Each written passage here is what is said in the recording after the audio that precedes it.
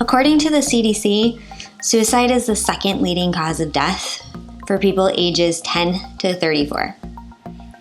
That's right, you heard me correctly. Suicide is the second leading cause of death for people ages 10 years old to 34 years old. So that means that you are likely to know someone who's thinking of suicide or likely to kill themselves. And that's a really scary thought. So today I wanted to talk with you about 8 ways parents can help a teen who might be feeling suicidal.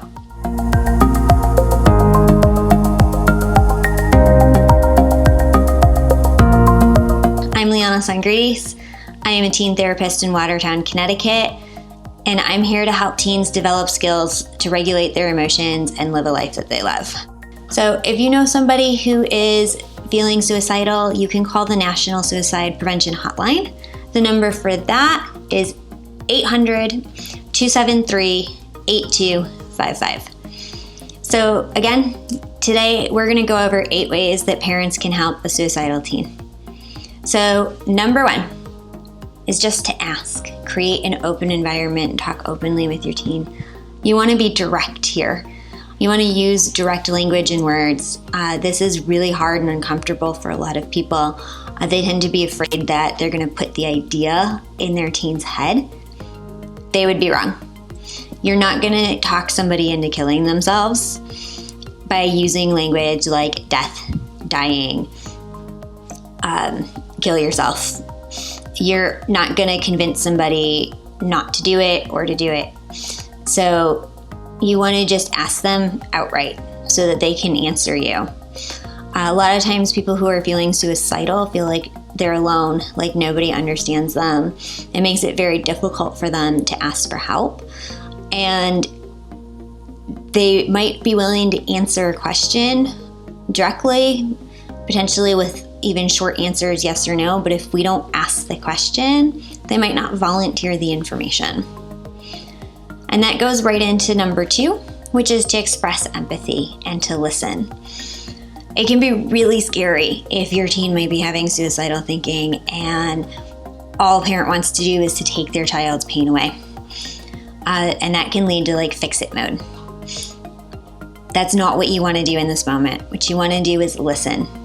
Express empathy and validation, and just let your teen express what it is that they're feeling and going through.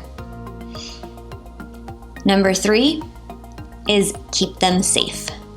So if there are any guns, weapons, medications, whatever it is that you need, lock it up, put it away. This is not a long-term solution, but in that moment, if it's necessary, by any means necessary, keep your teen safe. Do what you have to do to remove temptation and access, because suicide can be a very impulsive decision. Even if it's something they've been thinking about, the act itself in that moment can be very impulsive. And so we want to remove those, temptations and those weapons so that we can create a safe environment for them. Number 4, know their friends. Know who they're spending time with. Know these people who are gonna be empathetic, gonna get them help, gonna let an adult know if they see any warning signs or a teen expresses something to them. Or these friends who are gonna be kind of feeding, off of each other's sadness, or keep and hold on to secrets for them. Knowing their friends, probably a good idea anyway. Number 5 is to stay connected, to be available for your teen.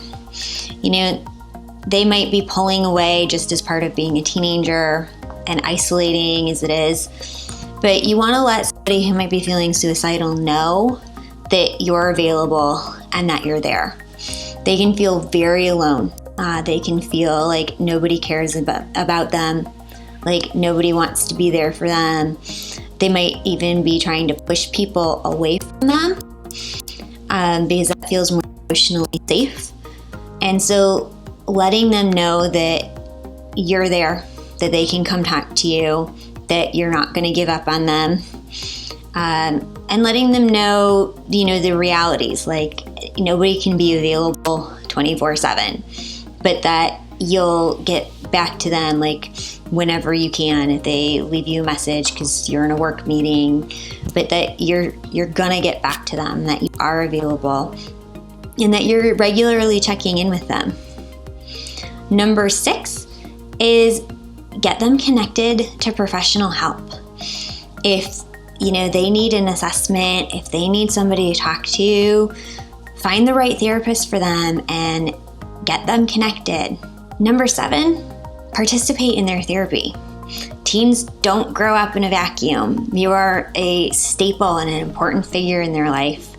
And it's important that you participate in their therapy so that the family dynamic can shift as well. And number 8 is to follow up with them.